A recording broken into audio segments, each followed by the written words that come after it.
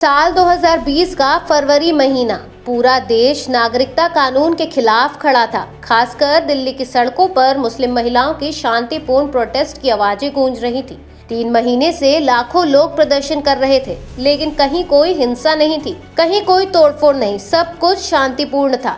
लेकिन फिर अचानक 24 फरवरी की रात नॉर्थ ईस्ट दिल्ली में आग लग गई। 3 दिन की आग में 53 लोग मारे गए, 500 घायल, अनगिनत दुकानों और घरों में आग लगी। दिल्ली पुलिस ने ये कहा कि ये दंगे अचानक नहीं हुए, बल्कि पहले से प्लान किए गए थे। उनके मुताबिक ये साजिश 1.5 महीने पहले हुई थी, जिसके मास्टरमाइंड उमर खालिद, ताहिर हुसैन और खालिद सैफी को बताया गया था। लेकिन क्या सच में ये दंगे प्री प्लान थे? क्या सच में सीएए विरोधी आंदोलन करने वाले दोषी थे, या असली कहानी कहीं और है? इस कहानी की शुरुआत होती है 11 दिसंबर 2019 से, जब मोदी सरकार ने सीएए कानून पास किया। मुस्लिम समुदाय में डर और असुरक्षा फैली, विश्वविद्यालयों में विरोध प्रदर्शन शुरू हुए, जामिया यूनिवर्सिटी में छात्रों पर बर्बर पुलिस कार्रवाई हुई, जिसमें एक छात्र की आंख चली गई। लेकिन शाहीन बाग की महिलाएं सड़क पर बैठी शांतिपूर्ण विरोध करती रहीं। 3 महीने तक लाखों लोग आए, लेकिन हिंसा नहीं हुई। फिर 23 फरवरी 2020 की खबर आई कि डोनाल्ड ट्रंप भारत आने वाले हैं। प्रदर्शनकारी सोच रहे थे कि शांतिपूर्ण विरोध जारी रहेगा, लेकिन उसी दिन भाजपा नेता कपिल मिश्रा ने जाफराबाद में धमकी भरा भाषण दिया और कुछ ही घंटों बाद पत्थरबाजी शुरू हो गई। दिल्ली पुलिस ने एफआईआर दर्ज कर दंगों को प्री प्लान साजिश बताया और पीसफुल प्रोटेस्ट कर रहे लोगों को जेल में डाल दिया। लेकिन जो लोग गिरफ्तार हुए, उनकी कोई भी स्पीच में ऐसी नहीं थी जिसमें दंगा भड़काने या मारकाट की बातें हों।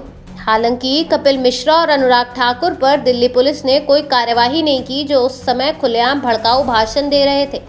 हाईकोर्ट में सवाल उठाया गया तो जस्टिस मुरलीधर ने कपिल मिश्रा और अनुराग ठाकुर के भाषण की जांच के लिए एफआईआर दर्ज करने को कहा था, लेकिन 24 घंटे में उनका ट्रांसफर हो गया। आपको बता दें, उमर खालिद, सरजिल इमाम, खालिद सैफी, अतर खान, शफाउर रहमान, शादाब अहमद, गुलशिफा, फातिमा सलीम खान, तस्मील मिरान, हैदर, तहीर हुसैन, ये सभी अपनी जिंदगी के 5 साल जेल में बिता चुके हैं। पहली बार उमर खालिद का नाम जेएनयू के छात्र नेता कन्हैया कुमार के साथ फरवरी 2016 में सुर्खियों में आया था, लेकिन तब से कई मामलों में अपने कुछ बयानों की वजह से खालिद लगातार सुर्खियों में रहे हैं। खासकर मोदी सरकार की मुखर आलोचना करने के कारण उमर खालिद दक्षिणपंथी रुझान करने वाले लोगों के निशाने पर हैं। यही वजह है कि उमर खालिद और शर्जिल इमाम के लिए न पैरोल है न जमानत है। लेकिन हत्या और बलात्कार के आरोपी राम रहीम को बार बार पैरोल मिल रहा है। तो सवाल वही है, क्या इस देश में अपनी आवाज उठाना बड़ा अपराध बन गया है, या बलात्कार और हत्या करना बड़ा अपराध है? या फिर उमर खालिद और शर्जिल इमाम को इसलिए जमानत नहीं मिल रही क्योंकि वो मुस्लिम है, क्योंकि राम रहीम जैसे आरोपियों को बार बार पैरोल देना कानून के सिस्टम पर सीधे सवाल उठाता है।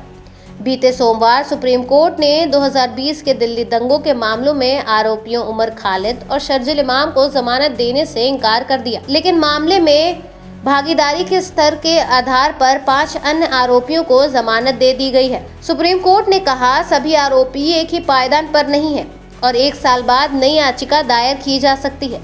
इस पर आपकी क्या राय है, हमें कमेंट में लिखें। वीडियो पसंद आए तो लाइक, शेयर और चैनल को सब्सक्राइब करना ना भूलें।